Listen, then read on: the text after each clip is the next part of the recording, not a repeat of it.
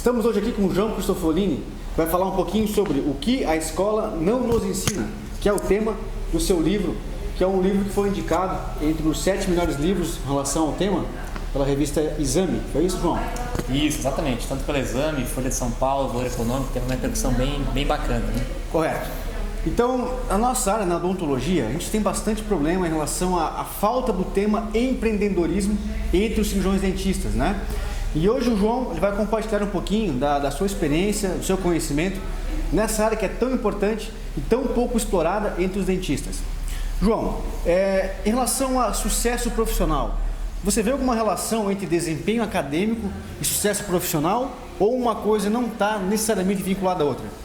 Bom, Fernando, primeiro agradeço aí o convite de participar dessa conversa, esse bate-papo contigo. Acho sempre importante a gente levar esse conhecimento, essa experiência para o maior número possível de pessoas. E quando a gente fala de educação, de especialização, não só nessa área especificamente, mas em qualquer outra área, há muito tempo que o conceito de estabilidade, o conceito de diploma ser garantido de sucesso, ele já não é mais válido, né? Isso a gente ouviu falando durante muito tempo pelos nossos pais, antepassados, a gente acabou sendo moldado, na verdade, nessa cultura, mas hoje o conceito de estabilidade, o conceito de garantia é cada vez menos comum em qualquer área, né? Então, respondendo a tua pergunta, um certificado, um diploma, uma graduação, ele pode ser uma etapa, né? Às vezes necessárias, outras vezes não, né? Mas está muito longe de ser o requisito ou a chave principal para o sucesso em qualquer área da vida, né? Correto. E até uma coisa muito importante, que as pessoas acabam atrelando o desempenho acadêmico à nota vinculada ao possível repercussão no mercado de trabalho. E às vezes a gente está lendo e estudando, a gente vê que existe uma série de outros conhecimentos que não fazem parte da grade curricular e que são muito importantes no desempenho profissional de cada profissional, né? Então, João, o que tu colocaria aí como os principais aspectos, né, os principais fatores a serem estudados para as pessoas que estão na graduação hoje, estarão no mercado de trabalho no futuro próximo? Quais são os temas que você acha que é fundamental para que a pessoa invista tempo, dinheiro e conhecimento para que tenha essas habilidades no seu rol de competências? Bom, no meu livro, então, eu listei 7 habilidades, são 7 habilidades que foram resultado aí de mais de 10 anos de estudo e convívio com empreendedores e pessoas de sucesso e de prática também empreendendo. Então eu identifiquei que essas 7 habilidades a gente realmente não aprendeu no sistema de ensino de educação tradicional e são indispensáveis para qualquer área, para qualquer perfil de pessoa de trabalho para ter sucesso. São elas: aprender a utilizar a mente, aprender sobre empreendedorismo, aprender sobre vendas, aprender sobre marketing, sobre liderança, sobre educação financeira e a cuidar e manter da saúde e espiritualidade. Certo. São 7 habilidades, elas estão bastante interligadas, né? São 7 disciplinas que infelizmente nós não aprendemos, não só na escola, como na graduação e nas especializações. Mas como não podemos, infelizmente, mudar o sistema de ensino, cabe a nós, então, buscar essas habilidades fora do sistema de ensino tradicional, que é a proposta do livro, justamente passar essas habilidades que nós não aprendemos na escola. Correto. João, nesse processo de aquisição de conhecimento, quais foram as tuas principais fontes de conhecimento? Foram livros, foram mentores, foram cursos? Qual que foi a tua principal fonte de aquisição de conhecimento? E qual é hoje a tua principal fonte de aquisição de conhecimento? Então, na verdade, eu comecei com 13 anos a me interessar pela leitura de livros de empreendedorismo, negócio. O primeiro deles, o clássico, Pai Rico, Pai Pobre, né, que abriu a mentalidade, abriu a forma de ver e enxergar o mundo. Só um parênteses, altamente recomendável para o nosso público que está nos assistindo, principalmente início de carreira. Acho que esse livro aí transforma basicamente a tua visão total em relação a finanças. Acho que é o primeiro livro, né? O primeiro livro, o chave para começar a entender um pouquinho melhor, né, o novo conceito, o novo modelo de trabalho, de empreender também. Então eu comecei, na verdade, com esse livro, foi o meu primeiro livro que eu comecei a ler aos 13 anos de idade, e a partir daí não parei mais, né? Fui atrás de vários outros livros de empreendedorismo, cases de empreendedores de sucesso, liderança, vendas, marketing, num processo que eu chamo de educação autodidata, né? Que é o quê? É estudar, aprender.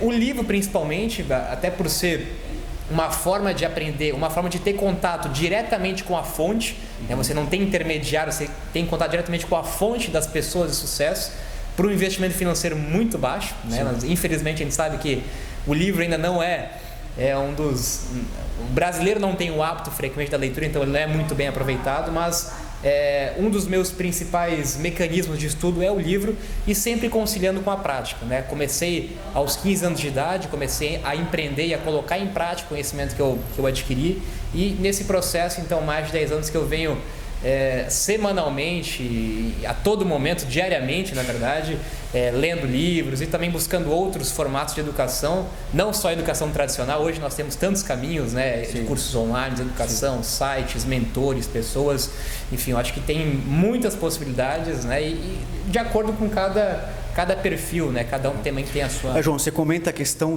do livro, você pega livros, que nem no seu caso, 10 anos de conhecimento, compilado tudo aqui, e se você tem acesso por um custo lá entre 20 a 50 reais, e a pessoa sabe ler, o conhecimento está ali do lado, o custo baixo, a pessoa não consome isso, né?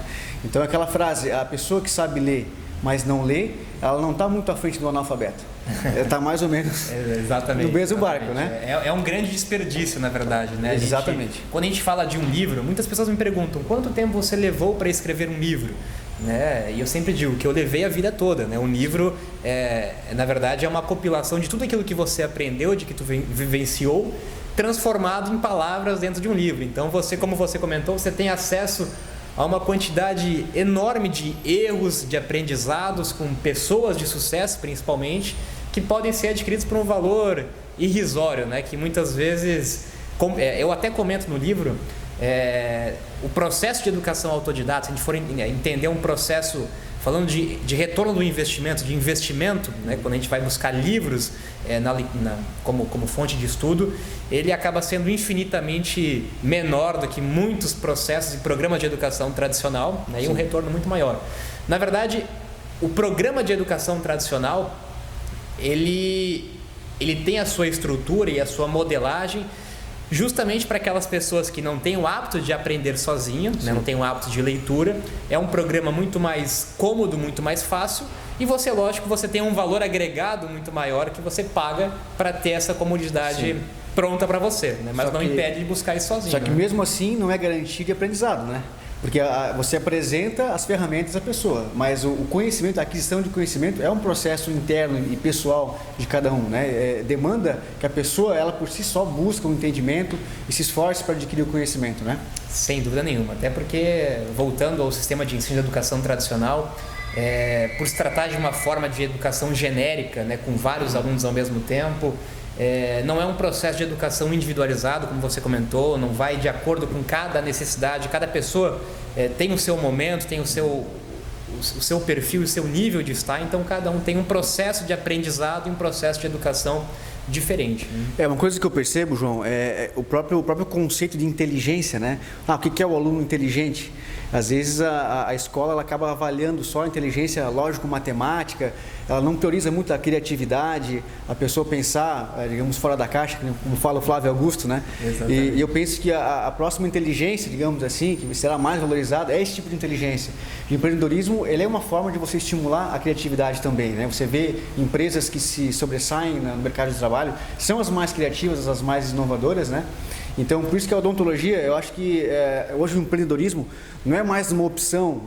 A pessoa que se forma e monta um consultório, ele não tem mais a opção de estudar ou não empreendedorismo, ele tem a obrigação, porque quem estuda empreendedorismo, ele está muito à frente de quem não estuda.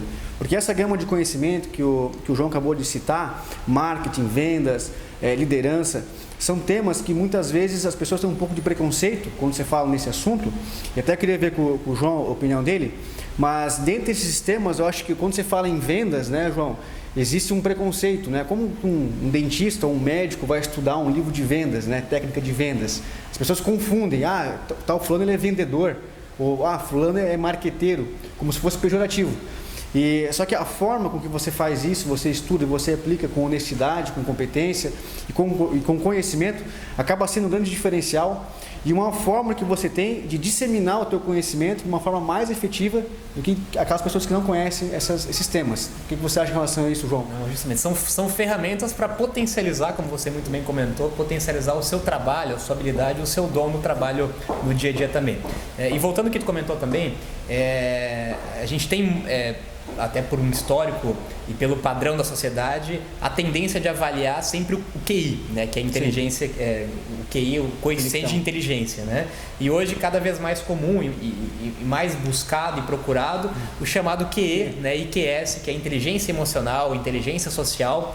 E quando a gente fala dessas 7 habilidades, por exemplo, elas estão muito mais relacionadas a comportamento, a forma de pensar, a forma de enxergar, de ver as coisas, do que diretamente com habilidades técnicas, né? Por exemplo, quando a gente fala de empreendedorismo, de empreender não está relacionado com ter necessariamente uma empresa, ter um CNPJ. Empreender, eu digo que é uma forma de enxergar, é um comportamento, é uma habilidade que você desenvolve, assim como todas as outras habilidades. Não acredito em habilidades natas, né? Todas as habilidades elas podem ser desenvolvidas, né? Ninguém nasce pronto. Ninguém nasce pronto, né? Falando de vendas especificamente, como você citou também, muitas pessoas têm essa visão ainda de achar que vendas é uma habilidade daquela pessoa que se comunica muito bem, que é uma pessoa extrovertida, uma pessoa que fala bastante, que fala muito. E quando a gente começa a entender as pessoas de sucesso, é até engraçado a gente ver isso, a gente vê que a maioria delas eram opostos dessas habilidades. Não eram pessoas tímidas, eram pessoas muitas vezes mais introvertidas, reservadas, mas elas buscaram essas habilidades porque entenderam que era indispensável para potencializar o trabalho delas, né? Então todas elas podem ser aprendidas e ensinadas para qualquer pessoa também, né? E quanto mais você estuda, mais você vê que tudo resume-se a pessoas, né? A comportamento humano, a pessoas. Mais você vai estudando, você vai indo para áreas da psicologia, de comportamento humano. E tanto é que uma boa, você citou inteligência emocional, eu acho que aquele livro do Daniel Goleman, acho que também é uma leitura obrigatória para todo mundo que trabalha com pessoas e quer desenvolver o potencial de empreender. E realmente são conhecimentos que tanto a graduação ou a escola tradicional jamais vai citar, né? Então, talvez... Foca no QI, né? Unicamente. Exatamente. Ou quando cita literatura, são literaturas clássicas, né? Da literatura. Que muitas vezes a gente tem uma gama de autores, a gente pode citar Napoleão Hill, Dale Carnegie, que, ao meu ver, são livros que deveriam constar na grade curricular. Leitura obrigatória. Exatamente. Por falar nisso, João, eu sei que você é um profundo amante de leitura de livros, né? E eu também já há bastante tempo criei esse hábito positivo de diariamente ler alguma coisa que inspire, que contribua. Se você pudesse elencar, eu sei que é uma pergunta difícil, 3 livros que, na sua opinião, são leitura obrigatória para qualquer pessoa que deseja alcançar um nível de sucesso acima do habitual. Bom, então seguindo até o próprio comentário que eu fiz antes, levando em conta que o comportamento é a principal habilidade a ser trabalhada, a ser treinada, eu acho que 3 livros, né, um deles nós já comentamos, que é o Pai Rico, Pai Pobre, que está muito relacionado com o comportamento, com a forma de enxergar o mundo. Livros do Napoleão Hill, né, Pense em Riqueza, do Napoleão Hill, também são best-sellers clássicos, históricos, né, escritos há mais de 100 anos, mas que continuam válidos como forma de ver e de enxergar o mundo.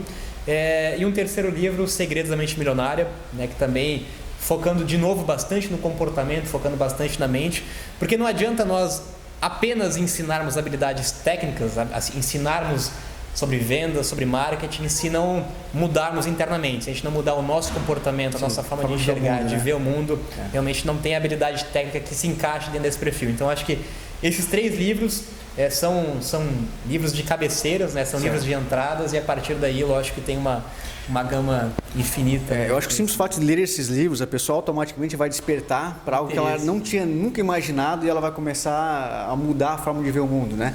E é engraçado que você pega esses clássicos, Dale Carnegie, Napoleão Hill, e hoje existe a psicologia positiva, que é um ramo mais contemporâneo da psicologia, e através de trabalhos científicos eles estão comprovando que todos esses autores já vinham dizendo há bastante tempo através da experiência, né? Na verdade já vem sendo dito isso, se a gente for ir mais a fundo, Buda já dizia isso, né, há milhares de anos atrás, e hoje a própria ciência comprova, né, que não é autoajuda. Muitas pessoas acham que é uma questão de autoajuda, e hoje nós já vemos que é uma metafísica, é ciência, é conhecimento comprovado de fato, que pode mudar a vida das pessoas sem dúvida nenhuma. Esse termo, essa denominação autoajuda, se você for pensar, todo livro é autoajuda. Se eu for ler um livro técnico, por exemplo, vai me ajudar, é um livro de autoajuda, né? Senão não tem necessidade. Né? Às vezes as pessoas torcem o nariz pro livro, né? Mas não conhece, né? Não se dá o luxo de ir lá, ler, ver o que se trata, né?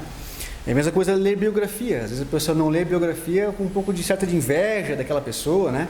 Mas são situações que, se a pessoa chegou a um nível mais alto, né? Tem um tipo de conhecimento, uma visão de mundo diferente, que a gente, entrando na mente dessas pessoas, a gente vai trazer algo para nós também, né? A gente, toda leitura, todo conhecimento que você adquire, de alguma forma ele vai mudar a forma que você vê o mundo, você vai evoluir, né? Nós falamos bastante de livros, leitura de livros.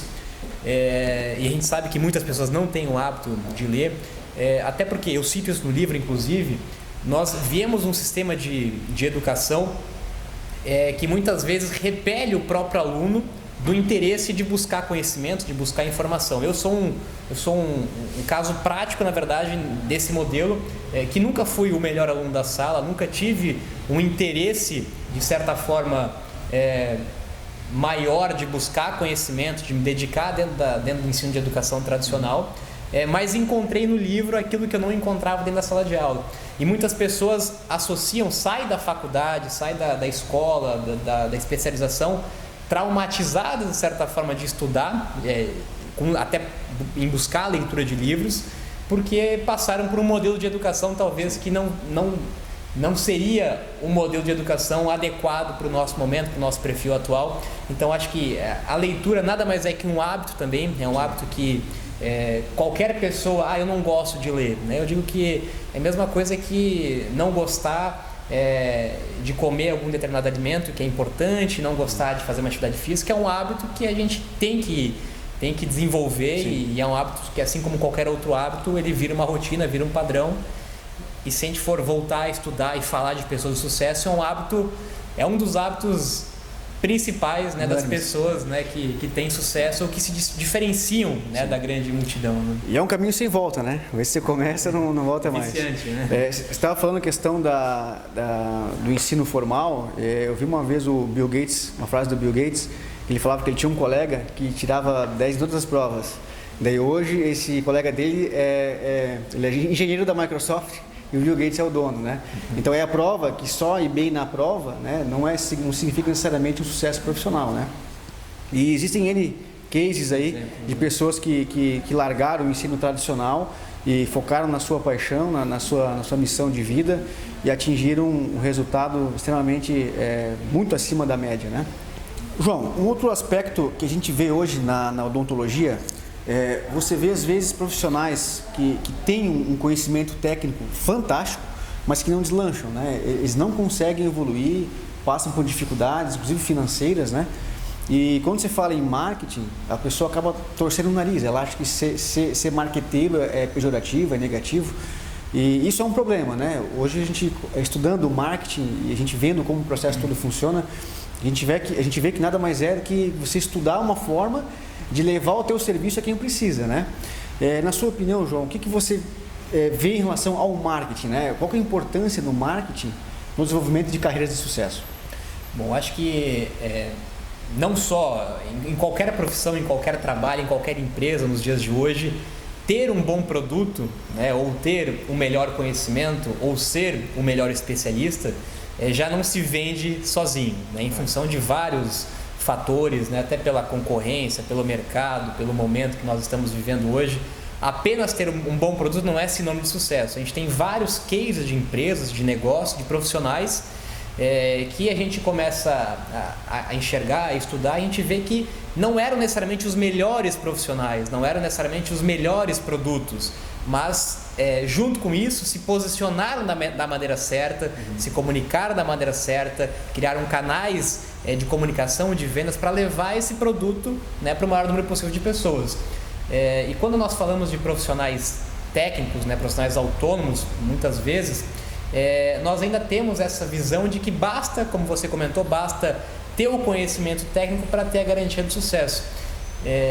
E a habilidade de marketing especificamente, quando a gente fala de marketing, tanto marketing pessoal, né, a imagem pessoal da própria pessoa, como o marketing da empresa, da organização em si, é o posicionamento, é a comunicação que você vai passar para as pessoas que estão do lado de fora, né? Como que você quer que as pessoas enxerguem o seu trabalho, enxerguem a sua marca, enxerguem a sua empresa, e é isso que vai fazer o seu produto ser conhecido, o seu produto chegar para o maior número possível de pessoas, né?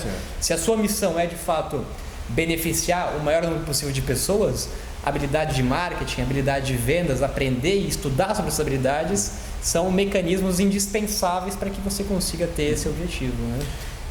E não, só para finalizar também, além do marketing, eu acho que você comentou, que é um ponto bastante interessante, a habilidade de educação financeira também, né? Eu acho que a gente tem duas dificuldades. Talvez a habilidade de marketing muito relacionada com a questão de atrair cliente, de buscar clientes, de conseguir levar o seu conhecimento, o seu trabalho, o seu serviço para o maior número possível de pessoas, que é uma dificuldade para várias pessoas hoje em dia, até porque não aprenderam sobre isso. Eu acho que dificilmente tiveram sequer uma matéria sobre marketing dentro da graduação, né? E o marketing também passa por mudanças que a gente acompanha, você acompanha muito bem também, o marketing digital e muitas outras ações de marketing que tem passado por mudanças muito grandes. Então, mais do que nunca tem que estar atualizado, tem que saber sobre isso. Mas a habilidade de educação financeira também é um dos principais perigos, né? A gente tem aquele outro público de pessoas que conseguem ter um determinado sucesso na sua profissão, na sua carreira, no seu trabalho, mas por não terem aprendido a lidar, a administrar e a gerir o seu próprio dinheiro, acabam também entrando em dificuldades financeiras, né? Entrando em endividamento, entrando em empréstimos e entrando na chamada corrida do rato, né? Que trabalha, mas no final do mês nunca sobra dinheiro, justamente por também não ter a habilidade de educação financeira, que nós não aprendemos, né? E não desenvolver essa habilidade em fazer o dinheiro trabalhar para ela e não apenas trabalhar pelo dinheiro, né? Eu acho que essas duas habilidades talvez sejam as principais, as que melhor se encaixam, né, aos profissionais da área de saúde, os profissionais da área médica, que precisam, por mais que muitas vezes são profissionais autônomos, né, eles são o seu próprio negócio, né? Você é o seu próprio negócio, você é a sua própria empresa, e a sua empresa ela tem que cuidar da sua imagem, ela tem que cuidar do seu caixa, né? Senão ela não se sustenta. As pessoas confundem em ter uma empresa e ser uma empresa, né? Às vezes tem que ter um pouquinho de discernimento também em relação à questão da gestão, tentar ganhar escala, fazer seu negócio se perpetuar, porque atrelar o seu ganho, o seu tempo exclusivamente a isso, a gente sabe que não é uma forma muito inteligente e a longo prazo de você ter um capital e ter receita passiva, né? Você tem uma limitação, né? Você fica limitado a quantidade de horas, é um bem finito, né? Então, a partir do momento que você passa a vender horas, por mais que você possa aumentar o valor da sua hora, suas horas são finitas, né? Mas por que não pensar em alternativas de levar o seu trabalho para o maior número possível de pessoas com outros canais, né? Hoje nós temos vários canais para isso, seja com uma rede de consultório, seja com franquia, seja com marketing digital. Nós temos várias opções de não depender unicamente do seu trabalho, do seu esforço unicamente, né? João, qual que é a sua opinião em relação ao ensino online, né? Que hoje a gente vê que está aparecendo uma série de empresas de ensino online, muita gente consumindo, alguns produtos de qualidade, outros nem tanto. Na sua visão, qual que é a sua opinião? Você acha que isso é o caminho, isso tem tudo para se desenvolver? Ou é apenas algo de momento que vai passar com o passar do tempo e a coisa vai se extinguir? Bom, acho que não dá nem mais para dizer se é uma tendência ou não, né? Porque isso já é uma realidade há bastante tempo. Inúmeros cases que nós temos sobre isso, não só na educação tradicional também, de graduação, de pós-graduação, mas também na educação complementar. E eu acho que não só na educação, acho que é até difícil a gente cada vez mais separar e distinguir, né, o mundo online do mundo offline. Eles estão cada vez mais interligados, eles estão juntos.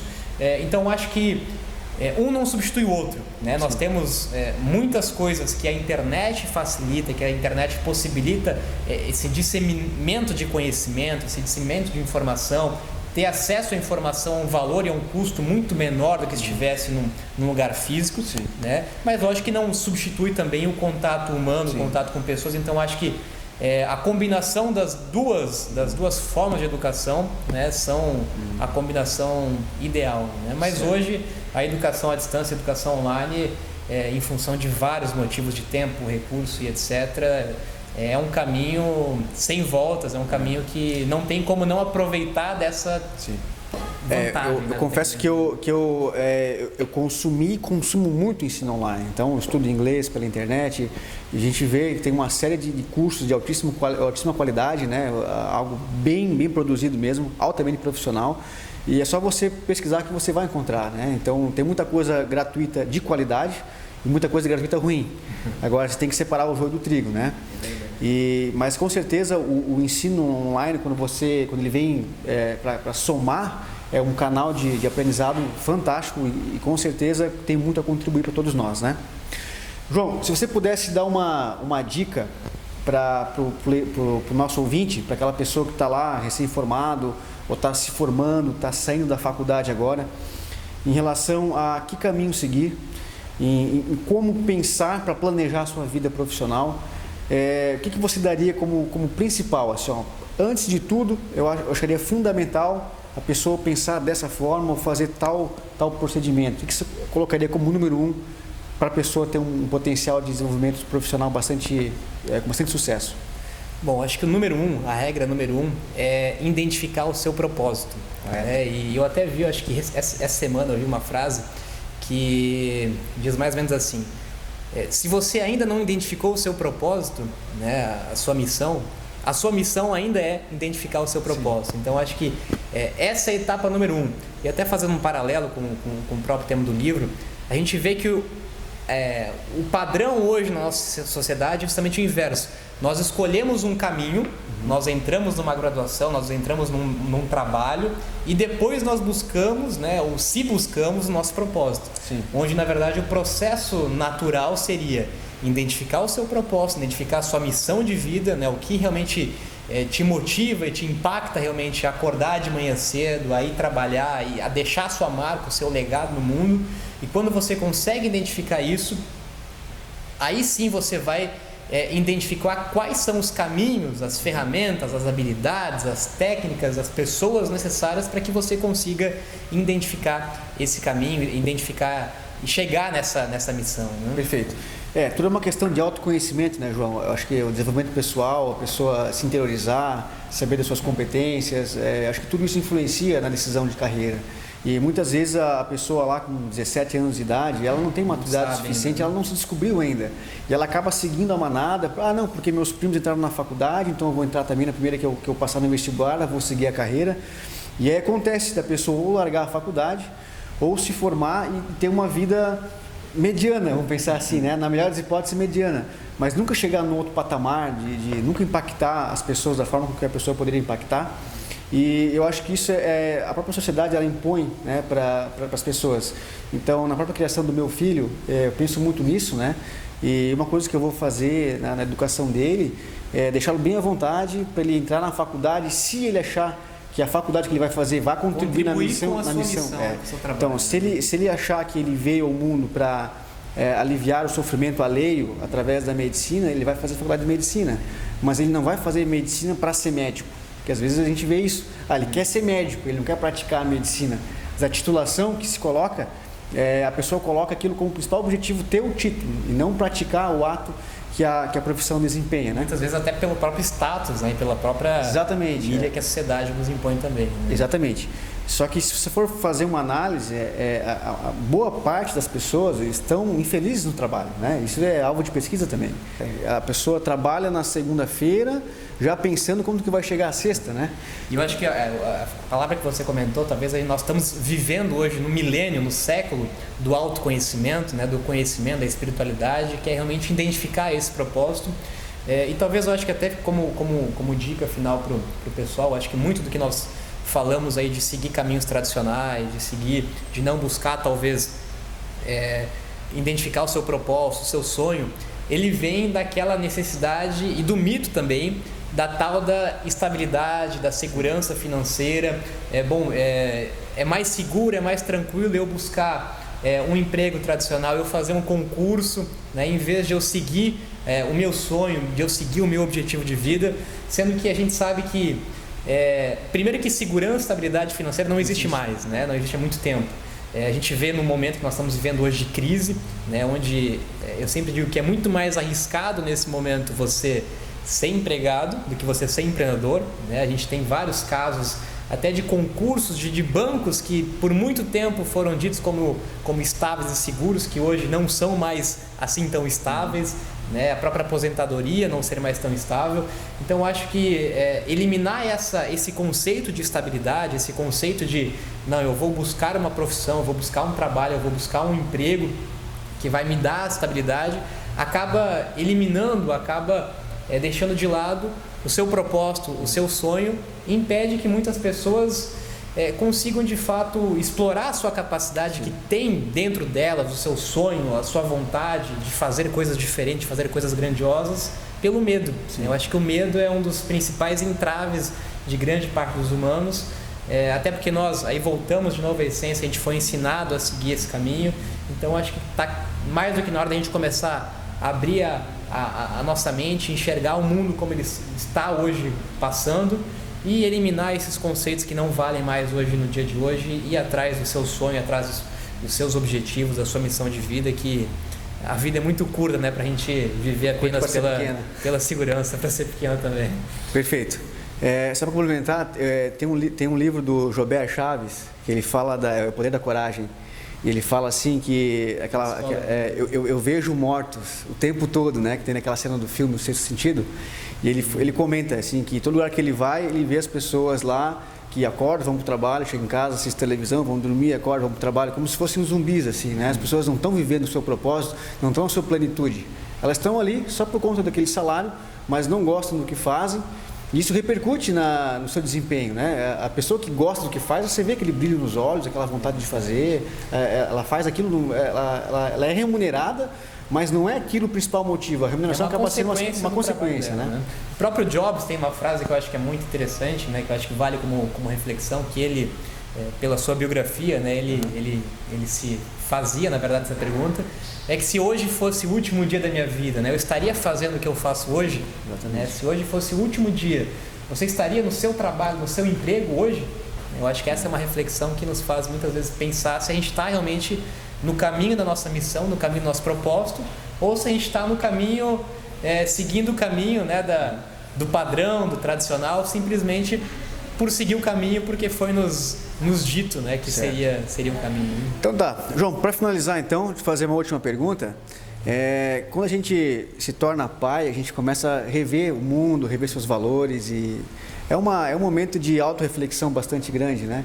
E você começa também a selecionar o que você quer que o seu filho vá consumir em relação a informações, em relação à televisão, né? Eu já faz bastante tempo que eu não vejo mais televisão. E a minha vida alavancou depois que eu parei dessa televisão. Um dos motivos que eu acredito é isso também, né? Então, você tem alguma recomendação para o nosso leitor que, além de ler seu livro e quer buscar mais conhecimento em relação a empreendedorismo, aquela pessoa que quer largar um pouquinho a televisão, parar de ver a novela e começar a passar mais tempo com autoconhecimento, buscando o conhecimento, mesmo online?